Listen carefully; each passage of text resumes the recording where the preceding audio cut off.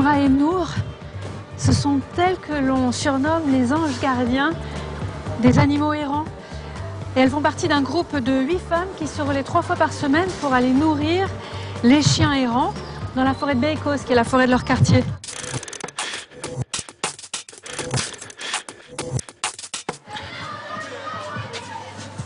Ça a l'air dégueu. Pour 1000 chiens là. Il y a pour 1000 chiens. Pour le moment, c'est pas grand-chose. On va remplir entièrement la voiture. On va remplir jusqu'à Rabat. Entièrement. Wow.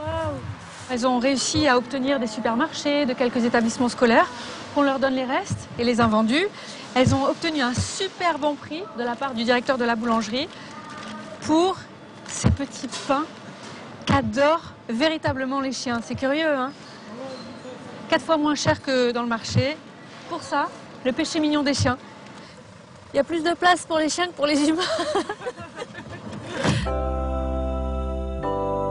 3 jours par semaine, les 8 femmes se relaient pour aller nourrir les chiens livrés à eux-mêmes. Alors dès que la camionnette s'annonce, avides de nourriture et d'attention, ils déboulent de toutes parts. C'est la caverne d'Ali Baba. On va mettre ça là-bas? Notre tournée va durer 10 heures. Sous la pluie, la neige, Semra, qui est à l'origine de ce combat, n'a jamais raté un seul rendez-vous en 5 ans. Oh, ils ont faim. Oh, comment ils se jettent sur la nourriture. On s'arrête toujours aux mêmes endroits. Les chiens sont habitués. À tel point que si nous avons un peu de retard, ils nous attendent sur le bord de la route. Et ça y est, ils nous suivent. C'est reparti.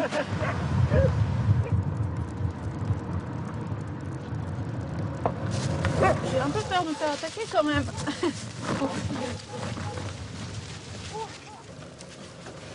Oh, bah là, ça c'est mon doigt. Je peux me faire croquer, hein. Hop, ça t'en a pas eu. Il y a un bruit impressionnant de mâchoire qui se referme. Tout doucement. Ils sont pas agressifs? Je suis pas super rassurée quand même, j'ai pas l'habitude. Avant de manger, ils veulent être caressés. D'abord l'affection, ensuite la nourriture. Ils arrivent ici alors qu'ils sont encore des chiots. D'autres arrivent à l'âge adulte et stérilisés. Les chiens qui vivent ici sont ceux dont les gens ne veulent pas. Nous, on essaye de les nourrir tous. Allez, on continue.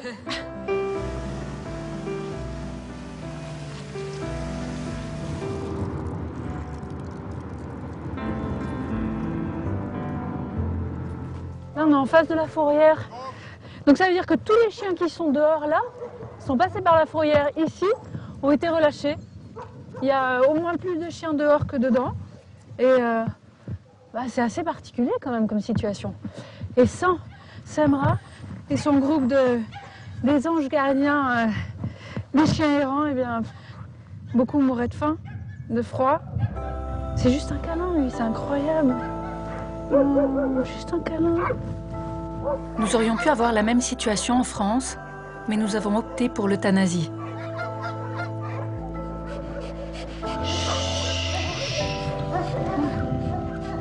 Il n'a pas fini de ce moment-là qu'on a pu... Arrête. Vous n'êtes pas contre l'euthanasie? Si jamais ça pouvait résoudre le problème de tous ces chiens, qu'est-ce que vous en pensez, vous? Je veux même pas y penser. De la même manière qu'on délimite de larges zones pour l'élevage des cerfs ou des chevreuils en forêt, je voudrais qu'on réserve des espaces à ces chiens, qu'on leur construise des niches. Alors nous, les volontaires, nous serions plus nombreux à aller les nourrir. Les chiens ne se promèneraient plus sur la route.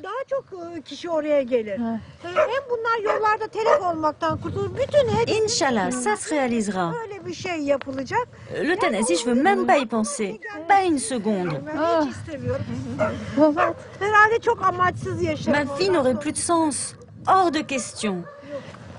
Euthanasie ou non, ces chiens ne survivent pas plus de 5 ans. En France, on est habitué à avoir des personnes qui défendent les droits des animaux, qui s'occupent des chiens.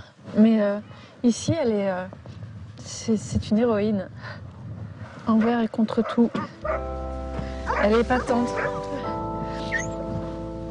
Alors, là, à la viande. C'est Semra qui l'a acheté pour toi. Je vais rester ici.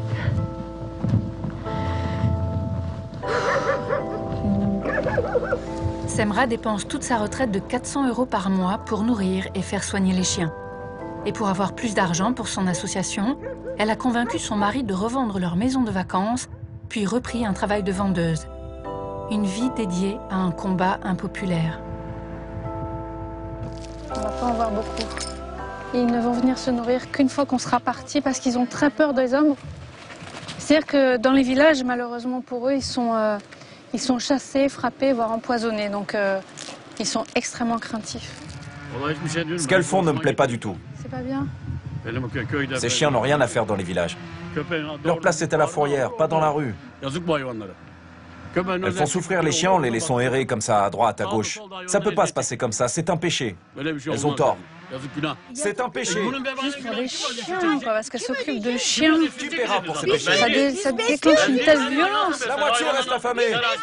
Il aboie plus fort que les chiens. Vous ne pouvez pas leur donner à manger n'importe où. Il faut des lieux pour ça. De nous, en tant qu'étrangers, de ce que j'ai compris, c'est aussi la responsabilité des individus, des Turcs qui relâchent, qui abandonnent les chiens. Avant, les chiens ne salissaient pas. Ils avaient tous un maître pour s'en occuper. Mais en quoi ils dérangent? Mais ces chiens-là sont partout, ils salissent tout. Il a dit en quoi ils dérangeaient les chiens? Ils chient partout où ils passent. Les enfants ramènent des microbes à la maison, il faudrait les vacciner tous.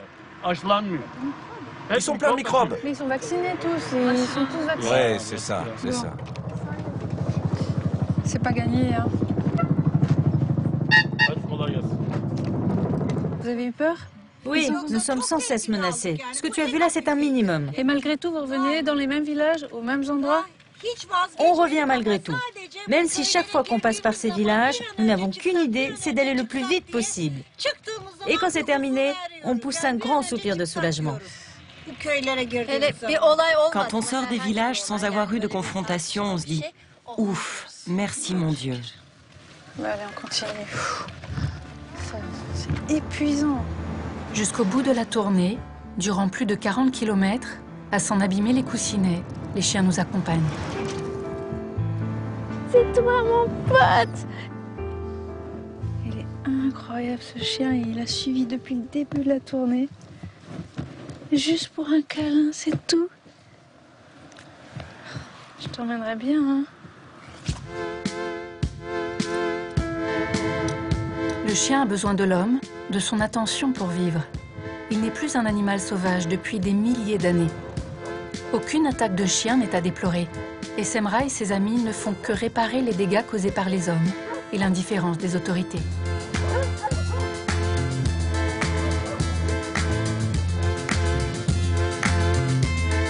La daltoneuse noire. Ça va? Oui, tu as bien compris le truc. Et oui, tu peux venir nous aider à chaque fois. Hein. Épuisante cette journée. Tu peux même nous remplacer si nous ne pouvons pas venir. Ouais, je reste avec vous. C'est épuisant cette journée, moralement et physiquement.